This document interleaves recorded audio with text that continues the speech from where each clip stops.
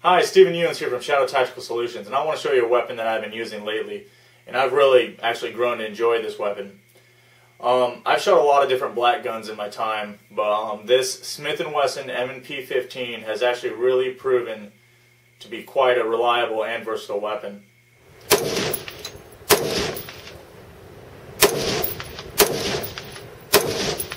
It has a free-floating 16-inch barrel that is a chrome line, also has a chrome line chamber, and I have been getting awesome accuracy rates out of this. I was shooting a Federal GM ammo, 5.56, 69 grain, and I was putting groups of 1.4 inches at 100 meters. And so for a black gun, straight out of the box, it shoots awesome compared to a lot of others I've fired before. After getting this rifle, all I did is I threw a little COP on it, wiped it down, got it prepped for shooting, and I went ahead and dropped a whole case of 500 through it. I have not had a single hiccup from this weapon. No jams, double feeds, anything. I was pretty blown away, actually. I did a lot of fast shooting with this weapon, and this weapon never heated up on me. I do have these little rubber inserts that I put inside the Picatinny rails, so you don't have to actually use those full slide-on covers, and it gives it a really good feel and actually provides a ton of grip because of all the amount of serration that you get running down from the ridges. This weapon came with these flip-up sights, and they are strong as hell, rated to hold over 1,000 pounds in the up position. They do have the standard flip-up night sight on the back. All the adjustments are in 1/4 of a minute of angle. It is a precise black gun. I've been very impressed. Now, I haven't even opened this weapon up yet after firing 500 rounds. All I've been doing is putting some COP on it each day, and let's just see what it looks like when I pull this thing apart so you guys get a first-hand look as well. To break down the M4, if you didn't know, these two retaining pins have to be popped. There's one in the rear here, there's one in the front, and you can separate the two receivers. To pull out the bolt, you're going to pull your charging handle back and pull your bolt out individually, and then your charging handle as well. Right. After you have your bolt out of your weapon, how you break your bolt down, on the left-hand side of your bolt, if you turn it around, there's a retaining pin, a little cotter pin that you're going to have to pull out. I just take my pinky fingernail, hook it in there, and you can draw it straight up, and you can pull it out. That is what retains your firing pin. So after you have that pin out, you can go ahead and slap your bolt down into your hand. I wouldn't do it on the table or something because you can end up dropping your firing pin, and you just don't want to do that. So here's your firing pin. As you can tell, this thing is dirty. Just look at my hands. My fingers are covered in carbon, but there's not any excessive buildup that I'm seeing actually on this. Anything that's irregular for a gas-operated M4. Once you have that firing pin out and that cotter pin, you're gonna press down on your actual bolt, and that's going to cause this lug to slide, as you can see in its guide. You can then rotate that. You rotate it 90 degrees, and then you can pull it out right next to your gas tube. That allows you then to pull your actual bolt out of your bolt carrier here. Now, to break down your bolt, you have an ejector on one side of it, and you can tell because it's the one part that's cut out of your bolt, and there's a pin that sticks right to the side. You can take your firing pin, or you can take a pen, anything that's small, and will actually just let you get in there. If you're going to use your firing pin, just be careful. Don't be beating up your firing pin. But to press on your ejector, because there's a spring in there, and it'll take it out of tension, and you can just lightly just push that bolt, that pin out of your bolt. And you can see now how it's sticking up. I can now just grab it with my finger and pull it out. This is a little tiny extractor pin. But then here's your extractor itself. Now this is different than a lot of other black guns that I've used before. The spring on this extractor actually has a O-ring wrapped around it, which it's a nice measure to see that they're actually trying to step it up and be able to contain the carbon a little bit on these gas-operated black guns. Because if you've shot in these before, they get filthy just automatically, just from pulling that trigger, just one round down range. This thing is just disgusting. But as far as like this one compared to a lot of other ones I've used before, this thing is in pretty good shape. Going down to the lower receiver, first thing we're going to do is we're going to pull out your buffer and your spring out of your buffer tube. And to do that, you're going to depress, it's this metal thing right here, this is your buffer.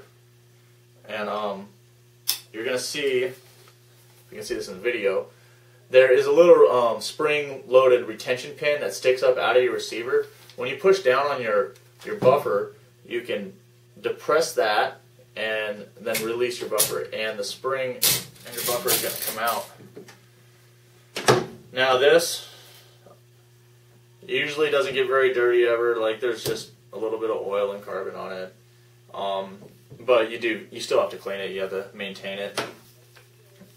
Now in your lower receiver here, I've seen a lot of guys, they just slap it on fire and pull the trigger and send their hammer forward. Well, that's just, you're just asking to give your weapon more wear and tear. There's no use to do that. Just place your hand over your hammer as you pull the trigger and ride it forward. Down inside there, you have a series of springs that you're going to want to keep lubricated. Like, looking at this right now, I'm actually blown away at the amount of carbon that is not in there. This is actually clean as hell for firing 500 rounds and not ever opening the weapon back up. This is actually kind of impressive. So all we're going to do on this really is you're just going to wipe it down, put a few dabs of CLP in there on the springs just to keep them lubed up. That's pretty much it as far as that. On the upper receiver here, this is where you're going to see a lot of the dirt, the carbon. And I'm just going to take my finger and I'm going to show you. That's a lot of carbon. And so, but it's not like caked on, burned on there, like with a lot of weapons I've used, that you just have to sit there and scrape and scrape and scrape. And it might just be because this is a brand new gun, you know, that it'll clean up nicely and easily. But a lot of weapons I've used, you'll spend an hour cleaning just to get it back to where you started. So I'm going to lay all these parts out so you can see them a little better than on the cloth. And we're going to go through how to clean these. Alright, now I went ahead and moved the camera so you guys can see a little better. In your upper receiver here, you're going to be able to look down into your chamber.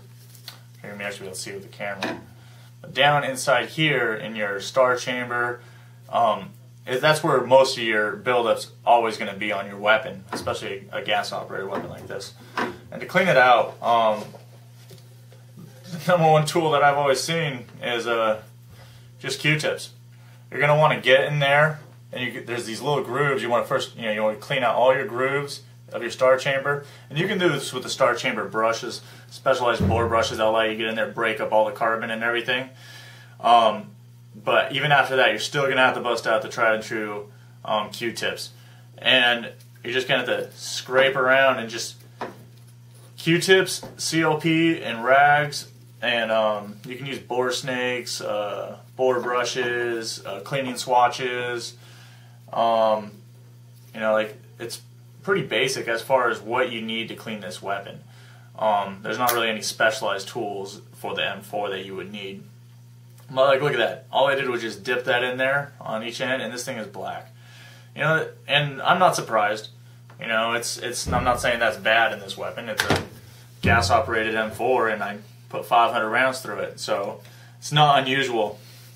But you're going to want to get, when you clean this, you're going to want to get all the big bulk out right away. Just wipe it down, pull it all out, and then go to town with your cleaning tools. You can use like toothbrushes. They got specialized ones just for weapons cleaning. But yeah, it's simple.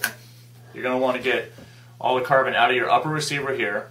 You're going to want to get your star chamber and your gas tube down here all cleaned up. You can see your gas tube. It's going to be kind of hard in the video, I think, but down here there's a small tube that runs the length of your barrel, and that's where that's how this weapon operates.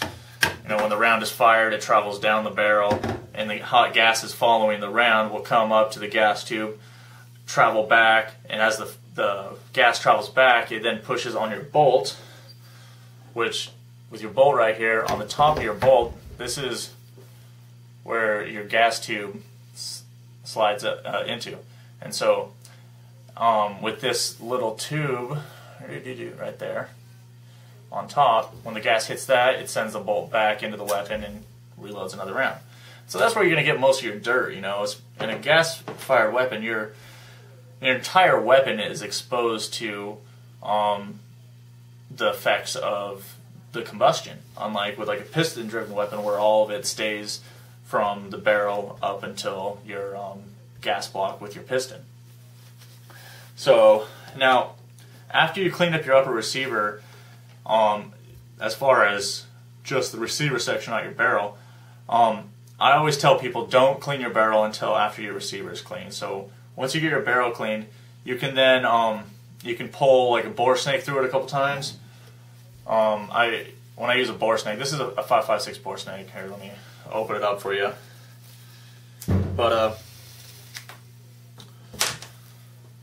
what it is you have a guide string that you're going to drop through your chamber and down your barrel. You're always going to go in the direction that the round travels. It's just good practice. Some guys say that it's never going to affect it, but you know what?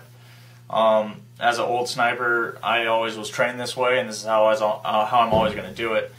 And you know, it's better safe than sorry, and it never hurts, you know, keeping the accuracy of your weapon in, you know, better condition. So you're going to run your guide through the barrel, and then as it gets to here, it's just a braided cloth, and then about, you know, 4 inches up, it is pretty much just a bore brush right here. You have a wire that is wrapped around it, and it will clean up all that gunk, and then the rest of the snake is going to follow through and grab up all the carbon that it breaks up with the wire brush.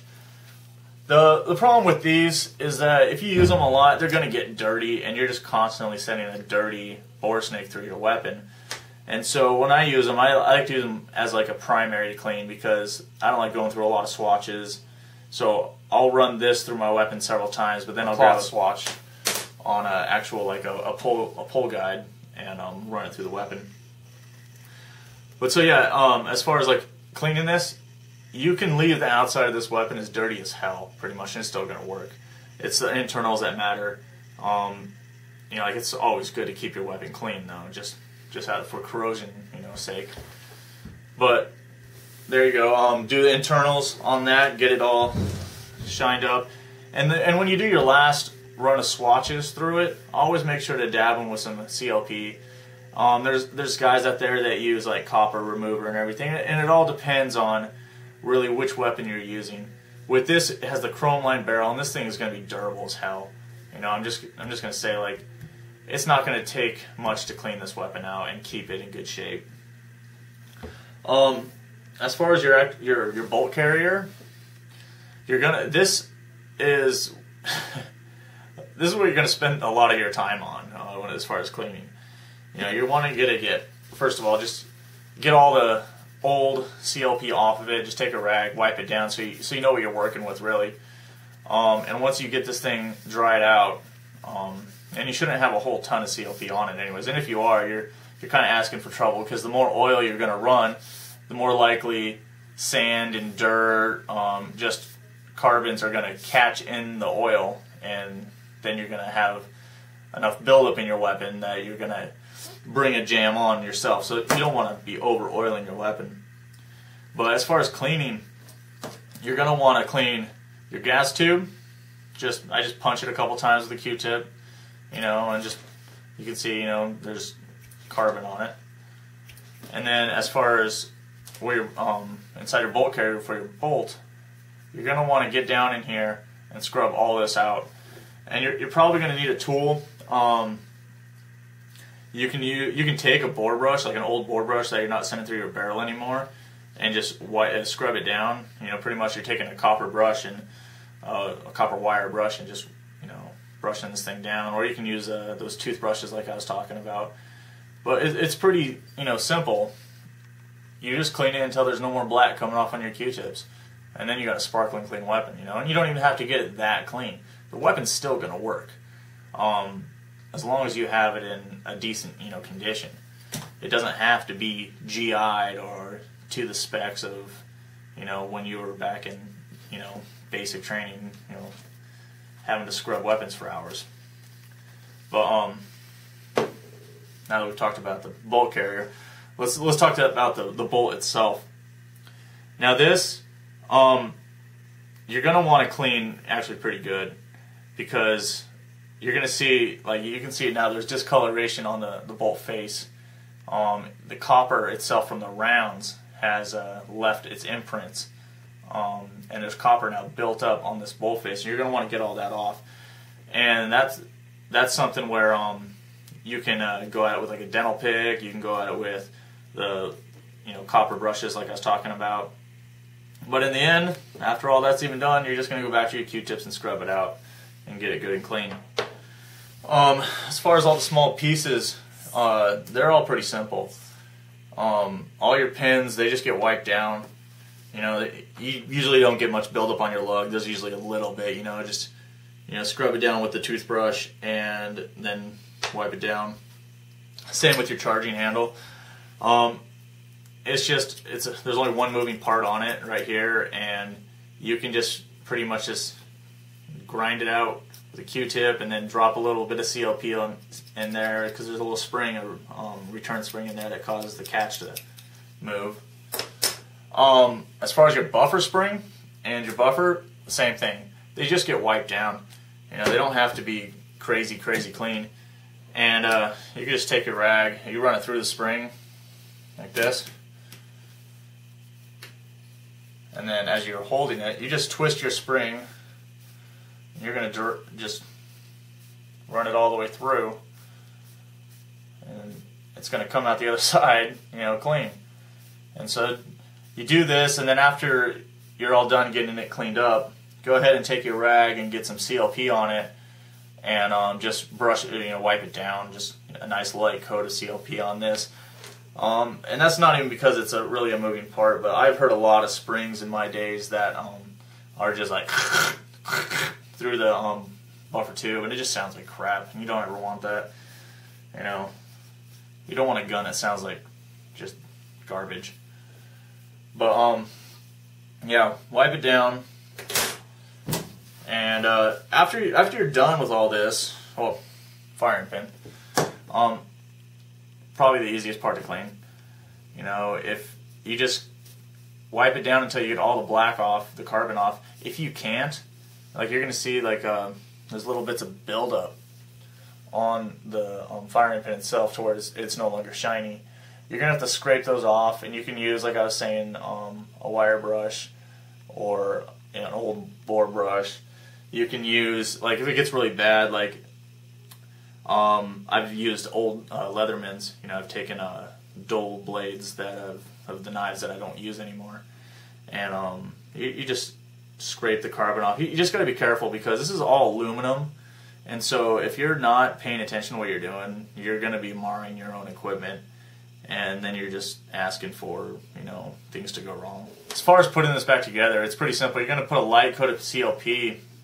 Those of you who don't know, CLP is just oil. Cleans, lubricates, and protects. But yeah, it's just a standard oil that I've always used myself, and there's lots of other ones. You can use Rem oil, but as far as black guns go, I've always just used CLP. You're going to want to take some CLP, put it on a rag, and you're just going to do a light little dab on your pieces as you're assembling them. You're going to start with your bolt. You're going to put your ejector back into the bolt. The same as when we took this apart, you're going to want to put pressure on it to line it back up.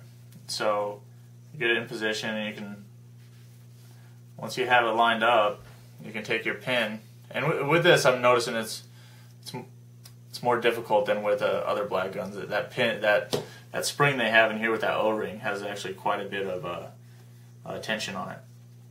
So now your bolt's back together. To put it back in your bolt carrier, slap it in, and you're going to rotate it to where the ejector is on the extraction side of the weapon, where your ejection port is. And so you want it on your right hand side, and that just, dummy proofs it. You're going to take this lug, you're going to, remember, hold it at a 90 degree of where it should be, and you're going to drop it through this hole, through the guide, and it will fall into place. Then pull your bolt forward, and you can rotate that lug back 90 degrees, and now it's back in line. To reinsert your firing pin, you're going to hold your bolt upside down. I always just do a closed grip around my bolt, so I'm not dropping my firing pin, and I just drop it straight in the hole, let it fall, and it will just guide its way back down and fall back into position. And that then allows you to take your cotter pin and place in. Alright, then you're going to want to put a light coat of CLP on your bolt itself before you reinsert it in your weapon. And so, using CLP on a rag, just really lightly, because, like I said before, you don't want to over oil your weapon.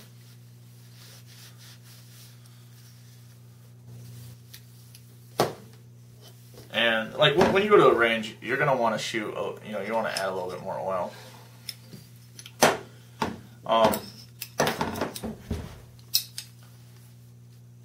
Now that your bolt's oiled and reassembled, we got to put it back in the weapon. Put your bolt back in your upper receiver. It's pretty simple. Taking your upper receiver, take your charging handle, and you're going to notice on your charging handle that there are these two bumps on each side. That I don't know if you can see that. It's two little bumps, and there's an indentation on the inside of the weapon that allows you to line it up, and it'll drop into place. If you see that. So you have to come in low, and then it will fall in place, and then you can slide it back and forth. Once that's in place, take your bolt carrier, line it up with the guide and the charging handle with the gas tube, and then you can just reinsert your bolt and it will lock in place. Now that you have your bolt back in your upper receiver, you got to finish packing up your lower receiver before you can reassemble. So go ahead and take your buffer and your buffer spring, go ahead and assemble them before you put it in the weapon, and just reinsert that spring, and you don't even have to worry about depressing that little retention knob. It will all just move out of the way. You can see it just pops right back in there. And then to reassemble your lower and upper receivers, line up your two holes. I always put the front one in first, and then your rear one, and then your weapon's reassembled. Now you can go ahead and do a Milspec functions check, but I'm just going to show you what you need to check for real as just a guy at home. So, charge your weapon. Your weapon's going to be on safe. You're going to try and pull the trigger. Your hammer should not fall. You're going to go ahead and place your weapon on fire. You're going to pull the trigger.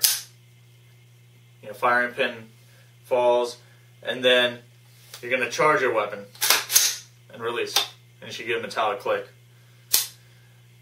And that's pretty much it, because this is just this is not a select fire weapon, it's just semi-automatic, and that's pretty much all you have to check. Make sure your safety's working, and make sure that when you have your safety off, your hammer still falls, and that when it charges, you're getting that metallic click as the trigger resets. But yeah, overall, this weapon has been performing remarkably, really, for a gas-fed weapon. I've had some really mixed opinions about gas-operated M4s. Really been touch and go with a couple of them. Whereas this one kind of is changing my view on how good a gas-operated weapon can be. I would recommend putting an optic of some sort on this weapon. I was using the Trijicon reflex sight. You can use pretty much any optic that will mount to a Picatinny rail, and there's, you know, about 1 million different ones out there right now. This weapon will allow you to beat it up, and that's good. You know, like you can sling a lot of rounds with minimal maintenance and still get a great return out of this weapon. You know, like I'm impressed. I've had a couple Smith & Wessons in my time, but never a black gun made by them, and you know, so this thing is, it's pretty good. I hope you enjoyed my video on the Smith & Wesson M&P15. You know, like this thing really is a good weapon, and I recommend you go shoot it and see what you think yourself. Please subscribe to my channel, like my videos, share my videos, leave comments, anything, you know. I love to have feedback. So enjoy. I hope you guys enjoyed this, and stay tuned for more.